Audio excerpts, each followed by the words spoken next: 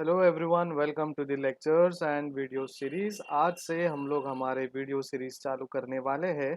और इस video series चालू करने से पहले हम लोग अपने सब्जेक्ट को जान लेते हैं कि हमारे सब्जेक्ट क्या है और उस सब्जेक्ट के अंदर क्या सिलेबस है, क्या कंटेंट है, ताकि कुछ अगर हमसे छूट जाए, टीचर से छूट जाए, तो आप हमें याद दिला सकते हो। ठीक है। और ये आपके बुक में भी पूरा सिलेबस जो है वो रिकॉर्ड होना चाहिए। तो welcome to the class, to all the FY BMS students. This is your Professor Prem and I'm going to start the explanation of your subject and module in detail. Let us start. So our subject is Foundation of Human Skills. We have 4 units, right? So first unit क्या कहता है? Understanding of human nature. देखिए, हमें understand करना है कि human का nature क्या है और कैसा है। ठीक है। फिर उसके बाद में सेकेंड यूनिट में दिया है आपको and introduction to group behaviour. How is group behaviour? यहाँ पे ह्यूमन नेचर के बारे में बोला है फर्स्ट यूनिट में। तो may be an individual nature और इंडिविजुअल बिहेवियर। यहाँ पे ग्रुप बिहेवियर के बारे में बोल रहे हैं सेकेंड मॉड्यूल में।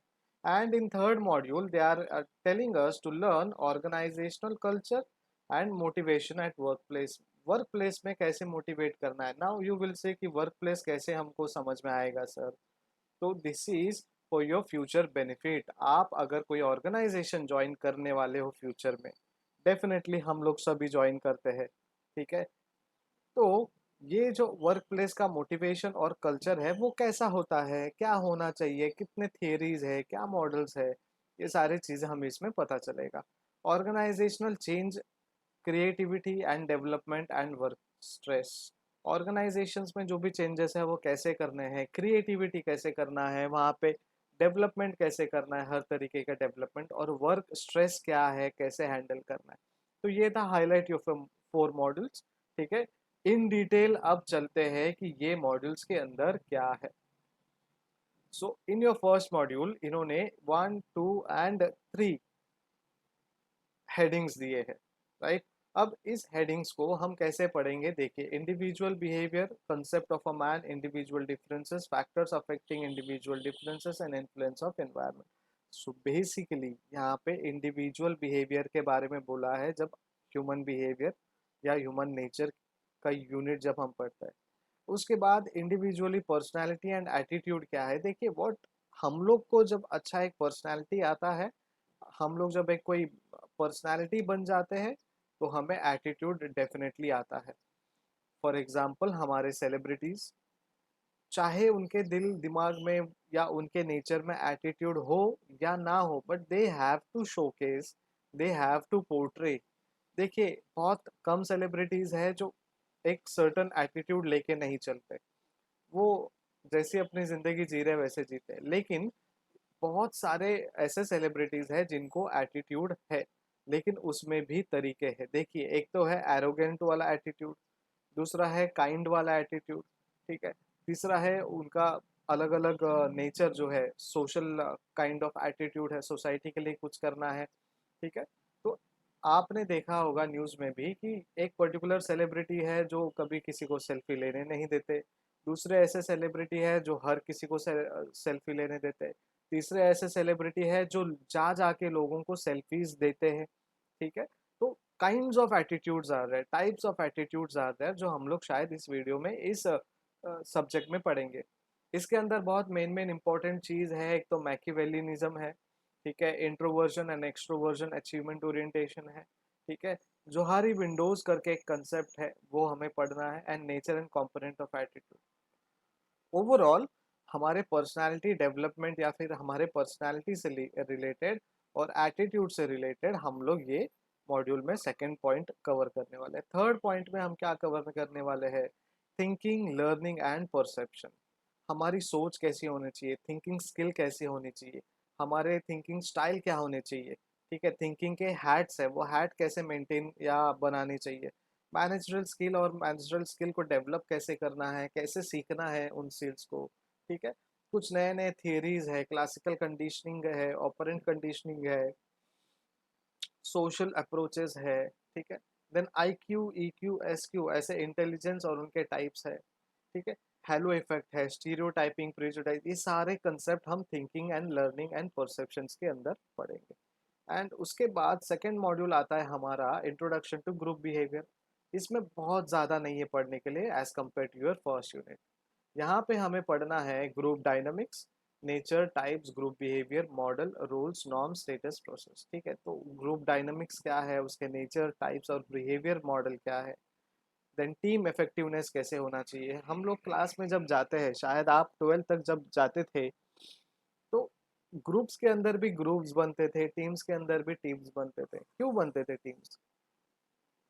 क्योंकि सबका नेचर, ठीक है, सबका way of formation, way of understanding is different, right. तो 5 लोगों का टीम है, उसमें भी 2 लोग एकदम खास रहेंगे, जो अपने में ही एक अंडरस्टैंडिंग लेकर चलेंगे, उनका अपना ही अलग एक नेचर रहेगा। देन उसके बाद हम सेटिंग गोल्स पढ़ेंगे कि गोल सेटिंग क्या है और वो ग्रुप बिहेवियर में हमें कैसे सेट करना है। And then organisational process and system, ठीक है। उसमें हम पढ़ेंगे पावर एंड पॉलिटिक्स। क्यों? क्योंकि जब पावर आता है तो आप पॉलिटिक्स करना शुरू करते हो, या फिर आप पॉलिटिक्स में बहुत ज़्यादा इन्वॉल्व हो तो आप पावर लेने में ज़्यादा टाइम नहीं लेते। तो नेचर्स क्या है, उनके बेसिस ऑफ पावर क्या है, पॉलिटिक्स के नेचर क्या है, टाइप्स कैसे है, कॉजेस ऑफ ऑर्गेनाइजेशनल पॉलिटिक्स क्या है, एंड पॉलिटिकल गेम्स क्या होते हैं। Then we will understand organisational conflict and resolution. Organisation में जब कॉन्फ्लिक्ट आता है तो कॉन्फ्लिक्ट का मतलब क्या है, उसका फीचर्स क्या है, क्या क्या तरीके यानी टाइप्स के कॉन्फ्लिक्ट्स है, क्या क्या कॉजेस होते हैं जिनके वजह से कॉन्फ्लिक्ट होता है, ठीक है। फिर उसके बाद ये कॉन्फ्लिक्ट्स को सॉल्व कैसे करते हैं। उसके बाद हम पढ़ेंगे 5 conflict resolution strategies with outcomes. तो 5 कॉन्फ्लिक्ट रेजोल्यूशंस क्या है, ठीक है। तो ये पूरा जो कंटेंट है, ये टॉपिक्स है, ये कवर करता है हमारे सेकेंड मॉड्यूल में। And third module is related to your organisational culture and motivation at work place. काम में हमें मोटिवेशन कैसे आना चाहिए, तो उसके पहले हम पढ़ेंगे कि ऑर्गेनाइजेशनल कल्चर क्या है। उसके बाद उसके कैरेक्टरिस्टिक्स क्या है, कल्चर्स के टाइप्स क्या है, फंक्शंस क्या है, बैरियर्स क्या है ऑर्गेनाइजेशनल कल्चर्स में, कैसे हम ये ऑर्गेनाइजेशनल कल्चर क्रिएट कर सकते हैं, मेंटेन कर सकते हैं, इफेक्टिवली ऑर्गेनाइजेशन कल्चर को आगे बढ़ा सकते हैं। अब ये ऑर्गेनाइजेशन कल्चर कब ज़्यादा काम आता है, जब हमारी जो ऑर्गेनाइजेशन दूसरे कंट्री में है। जैसे कि मल्टीनेशनल कंपनीज जो हमारे कंट्री में है, वो अपना नेचर, अपना कल्चर जो है हम में कल्टीवेट करते हैं। नाइट शिफ्ट इंडिया में क्यों आया? बिकॉज यूएस के बहुत सारे कंपनीज हमारे यहाँ पे ऑफिसेज बना चुके हैं, उनका बिजनेस चालू कर चुके हैं। Then motivation at work place. Work place में मोटिवेशन कैसे मिले, ये अपने लिए भी बहुत अच्छा है, क्योंकि मोटिवेशन एट क्लासरूम और कॉलेज और स्टडी प्लेस और योर यूनिवर्सिटी, अलग अलग तरीके से हम इसको ले सकते हैं। बट वर्क प्लेस जब बोलते हैं तो वर्क प्लेस का इम्पोर्टेंट बहुत ही अलग तरीके से माना जाता है, क्योंकि वर्क प्लेस में आपको जाके सीखना नहीं है, आपको जाके अपने नॉलेज को देना है। आपने जो सीखा है इधर इन योर एकेडमिक्स और उनके जो ट्रेनिंग एंड डेवलपमेंट का सेशन हुआ है वहाँ पे, तो वहाँ पे जब आप किसी को सर्विस देते हो तो आपको कोई ना कोई प्रेशर रहता है, आपको टारगेट्स अचीव करने रहते हैं, राइट। तो वो थियरीज क्या है मोटिवेशंस के, मैस्लोज नीड हायरार्की है कि आपके वर्क फ्लो में कैसे नीड होने चाहिए, क्या इंपॉर्टेंट काम आपको पहले करने चाहिए, क्या बाद में करने चाहिए। हर्ट्जबर्ग डुअल फैक्टर है, ग्रेगोर थियरी है। ways of motivating through carrot positive reinforcements, stick and negative reinforcement at workplace। तो carrot and stick का एक फॉर्मूला है जो हम बहुत अच्छे तरीके से पढ़ेंगे, ठीक है। तो देखिए सिंपल है, आपको 3 मॉडल है, 3 मॉड्यूल में अलग अलग चीज़ों के बारे में, अलग अलग कंसेप्ट के बारे में आपको पढ़ना है। और सबसे लास्ट में आता है organisational change. Organisational change and creativity, जहाँ पे हम लोग पढ़ेंगे कि ये चेंज क्या है, फैक्टर्स क्या क्या इन्फ्लुएंस करते हैं जो ऑर्गेनाइजेशन को चेंज करने के लिए। जैसे अभी के रिसेंट के टाइम में वर्क फ्रॉम होम बहुत ही ज़्यादा तरीके से एप्लीकेबल हुआ है, ऑल ओवर वर्ल्ड ऑलमोस्ट सभी ने वर्क फ्रॉम होम चालू किया है। ये क्यों हुआ, ऑर्गेनाइजेशन में ये वर्क प्रोसेस जो है वो चेंज कैसे हुआ? बिकॉज एक्सटर्नल फैक्टर ने एक बहुत बड़ा धमाका किया और कोविड-19 जैसे एक विषाणु ने हम पे हमला किया। अब ये जब होती है तो जिस पे हमारा कोई कंट्रोल नहीं है, एक्सटर्नल फैक्टर है, ऑर्गेनाइजेशन के बाहर का है, तभी जाके एक ऑर्गेनाइजेशनल चेंज को हम अडॉप्ट करते हैं।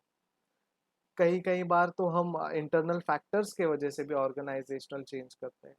और इसके अंदर हम और अलग अलग कंसेप्ट पढ़ेंगे, जो कर्ट लेविन्स मॉडल है, जो ऑर्गेनाइजेशनल चेंज एंड डेवलपमेंट के बारे में बात करते हैं।